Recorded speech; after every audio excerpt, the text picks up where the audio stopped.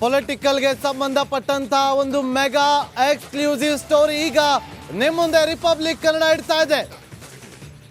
ಸಚಿವರೊಬ್ಬರು ಕೊಟ್ಟಿರುವಂತ ಹೇಳಿಕೆ ಸಂಚಲನ ಸೃಷ್ಟಿ ಮಾಡೋದ್ರಲ್ಲಿ ಯಾವುದೇ ಅನುಮಾನವಿಲ್ಲ.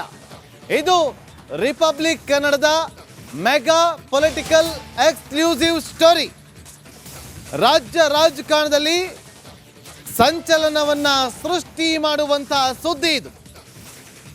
ಕಾಂಗ್ರೆಸ್ನಲ್ಲಿ ಈಗ ಮತ್ತೆ ಮುನ್ನೆಲೆಗೆ ಬಂದಂತಹ ದಲಿತ ಸಿಎಂ ಕೂಗು.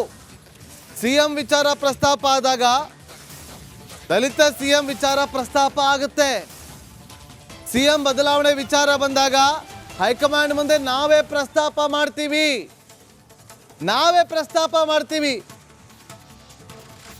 ಹೈಕಮಾಂಡ್ ಮುಂದೆ ಏನಂತ, ನಾವು ಪ್ರಸ್ತಾಪ ಮಾಡಿದ್ದನ್ನ ಪರಿಗಣನೆಗೆ ತೆಗೆದುಕೊಳ್ಬೇಕು ಅಂತ, ದಲಿತ ಸಿಎಂ ಆಗಬೇಕು ಅಂತ ಕೂಗು ಎತ್ತಿರುವಂತವರು HC ಮಹದೇವಪ್ಪ ಅವರು.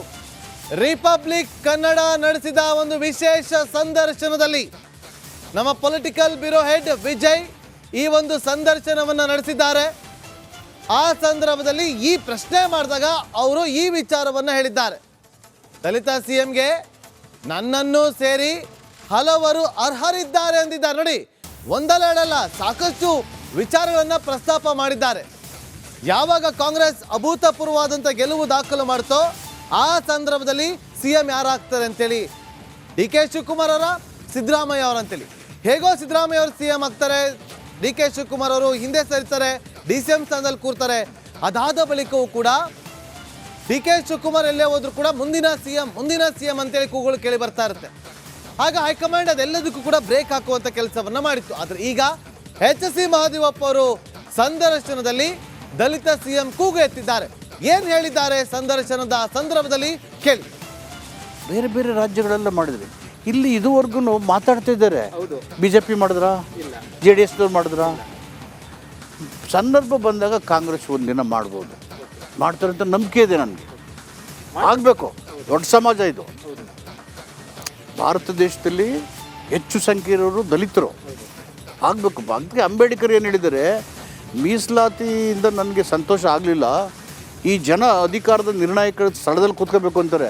ಯಾವುದೋ ಅದು prime minister, chief minister, chief judge, DCs, SPs, ಈ ಥರ ನಿರ್ಣಾಯಕ ಸ್ಥಳಗಳು ಪ್ರಮುಖ ಹುದ್ದೆಗಳು ಅಲ್ಲಿ ಬರಬೇಕು ಅನ್ನೋದು, ಅದನ್ನು ಅವಕಾಶನ ಕಲ್ಪಿಸೋದು ಕಾಂಗ್ರೆಸ್ ಅನ್ನೋ ನಂಬಿಕೆ ಇದೆ ನನಗೆ. ದಲಿತ ಸಿಎಮ್ಮು ಪಕ್ಷ ತೀರ್ಮಾನ ಮಾಡಿ ಯಾವಾಗ ಆಗುತ್ತೆ ಅದು ಹಾಗೆ ಆಗುತ್ತೆ. ಈಗ ಖಾಲಿ ಇಲ್ಲ, ಮುಖ್ಯಮಂತ್ರಿ ಹುದ್ದೆ ಖಾಲಿ ಇಲ್ಲ. ಸಿದ್ದರಾಮಯ್ಯನವರಿದ್ದರೆ ಮುಖ್ಯಮಂತ್ರಿಯಾಗಿ ಆ ಮುಖ್ಯಮಂತ್ರಿಯ ಪ್ರಶ್ನೆ ಬಂದಾಗ ಈ ಪ್ರಶ್ನೆನೂ ಪ್ರಮುಖವಾಗಿ ಹೈಕಮಾಂಡ್ ಚರ್ಚೆ ಮಾಡುತ್ತೆ, ಅದನ್ನೇ ನಿರಾಕರಣೆ ಮಾಡೋದಿಲ್ಲ. ಬೇರೆ ಬೇರೆ ರಾಜ್ಯಗಳೆಲ್ಲ ಮಾಡಿದ್ರಿ, ಇಲ್ಲಿ ಇದುವರೆಗೂ ಮಾತಾಡ್ತಾ ಇದ್ದಾರೆ. ಬಿಜೆಪಿ ಮಾಡಿದ್ರ, JDS ಮಾಡಿದ್ರ, ಸಂದರ್ಭ ಬಂದಾಗ ಕಾಂಗ್ರೆಸ್ ಒಂದಿನ ಮಾಡ್ಬೋದು, ಮಾಡ್ತಾರೆ ಅಂತ ನಂಬಿಕೆ ಇದೆ ನನಗೆ. ಆಗಬೇಕು. ನಮ್ಮ ಪೊಲಿಟಿಕಲ್ ಬ್ಯೂರೋ ಹೆಡ್ ಆಗಿರುವಂಥ ವಿಜಯ್ HC ಮಹದೇವಪ್ಪ ಅವರ ಜೊತೆಯಲ್ಲಿ ಒಂದು ವಿಶೇಷ ಸಂದರ್ಶನ ನಡೆಸಿದ್ರು.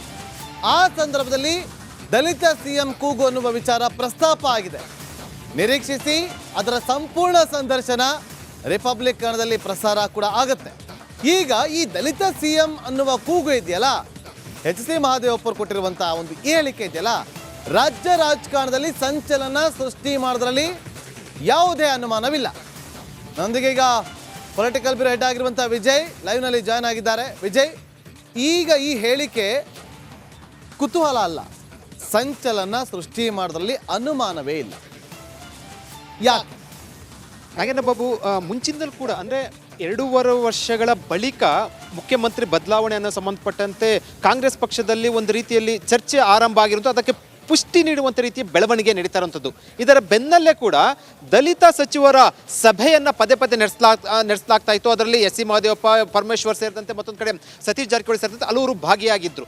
ಅದು ಈಗ ಇದೇ ಮೊದಲ ಬಾರಿಗೆ ದಲಿತ ಸಿಎಂ ವಿಚಾರ ಪ್ರಸ್ತಾಪವನ್ನು ಮಾಡಿರುವಂಥದ್ದು. ಜೊತೆಗೆ ಒಂದು ಮಾತನ್ನು ಹೇಳಿರುವಂಥದ್ದು, ಈಗ ಮುಖ್ಯಮಂತ್ರಿ ಹುದ್ದೆ ಖಾಲಿ ಇಲ್ಲ, ಸಿದ್ದರಾಮಯ್ಯ ಇದ್ದಾರೆ. ಒಂದು ವೇಳೆ ಮುಖ್ಯಮಂತ್ರಿ ಸಂಬಂಧಪಟ್ಟಂತೆ ಚರ್ಚೆ ಆದಾಗ ಹೈಕಮಾಂಡ್ ಇದನ್ನು ಪರಿಗಣನೆ ತೆಗೆದುಕೊಳ್ಳುತ್ತೆ.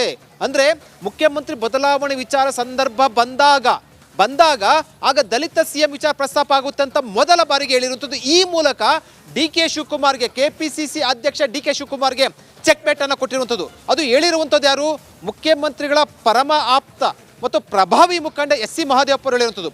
ದಲಿತ ಸಿಎಂ ಸಂಬಂಧಪಟ್ಟಂತೆ ಆಗಬೇಕು ಅಂತ ಕೇಳೋದ್ರಲ್ಲಿ ತಪ್ಪಿಲ್ಲ, ಅದು ಚರ್ಚೆ ವಿಚಾರ ಆಗ್ತಾ ಇರಲಿಲ್ಲ. ಆದರೆ ಮುಖ್ಯಮಂತ್ರಿ ಹುದ್ದೆ ಸಂಬಂಧಪಟ್ಟಂತೆ ಹೈಕಮಾಂಡ್ ತೀರ್ಮಾನ ಮಾಡುವಾಗ ಚರ್ಚೆಗೆ ಬಂದಾಗ ದಲಿತ ಸಿಎಂ ವಿಚಾರ ಕೂಡ ಪರಿಗಣನೆ ತೆಗೆದುಕೊಳ್ಬೇಕು ಅಂತ ಹೇಳುವ ಮೂಲಕ ಸಾಕಷ್ಟು ಕಾಂಗ್ರೆಸ್ ಪಕ್ಷದಲ್ಲಿ ಒಂದು ರೀತಿಯ ಸಂಚಲನಕ್ಕೆ ಕಾರಣ ಆಗಿರುವಂಥದ್ದು. ನೇರವಾಗಿ ಈಗ ಡಿ ಕೆ ಶಿವಕುಮಾರ್ಗೆ ಏನು ಒಂದು ರೀತಿಯಲ್ಲಿ ಚೆಕ್ ಮೇಟ್ ಅನ್ನು ಕೊಟ್ಟಿರುವಂಥದ್ದು, ಹಂಸನ್ನು ಹಾಕಿರುವಂಥದ್ದು, ಅಂದರೆ ಸ್ಪೀಡ್ ಬ್ರೇಕರ್ನ ಹಾಕಿರುವಂಥದ್ದು. ಈಗ ಇನ್ನು ಮುಂದೆ ಲೋಕಸಭಾ ಚುನಾವಣೆಯ ಬಳಿಕ ಏನು ಒಂದಷ್ಟು ಮುಖ್ಯಮಂತ್ರಿ ಬದಲಾವಣೆ ಅಥವಾ 2 ವರ್ಷ ಬಳಿಕ ಬದಲಾವಣೆ ಅನ್ನೋ ವಿಚಾರಗಳೆಲ್ಲ ಬೆನ್ನಲ್ಲಿ ಈಗ ದಲಿತ ಕಾರ್ಡನ್ನು ಪ್ಲೇ ಮಾಡಿರೋದು ಬಹಿರಂಗವಾಗಿ. ಇಷ್ಟು ದಿನ ಏನಂದರೆ ರಹಸ್ಯವಾಗಿ ಚರ್ಚೆ ಮಾಡ್ತಾ ಇದ್ರು, ಬಹಿರಂಗವಾಗಿ ಹೇಳ್ತಾ ಇರಲಿಲ್ಲ. ಇದೇ ಮೊದಲ ಬಾರಿಗೆ ಈಗ ಈ ವಿಚಾರ ಪ್ರಸ್ತಾಪ ಮಾಡುವ ಮೂಲಕ ಮತ್ತೆ ಕಾಂಗ್ರೆಸ್ನಲ್ಲಿ ಸಂಚಲನ ಉಂಟಾಗಿರೋ ರೀತಿಯಲ್ಲಿ ಕೂಡ ಆಗಿರುವಂಥದ್ದು. Nagendra Babu, okay, thank you Vijay ನಿಮ್ಮೆಲ್ಲ ಮಾಹಿತಿಗಾಗಿ. ಆದರೆ ಈ ಸಂದರ್ಶನ ರಿಪಬ್ಲಿಕ್ ಕನ್ನಡದಲ್ಲಿ ಪ್ರಸಾರವಾಗುತ್ತೆ, ನಿರೀಕ್ಷಿಸಿ.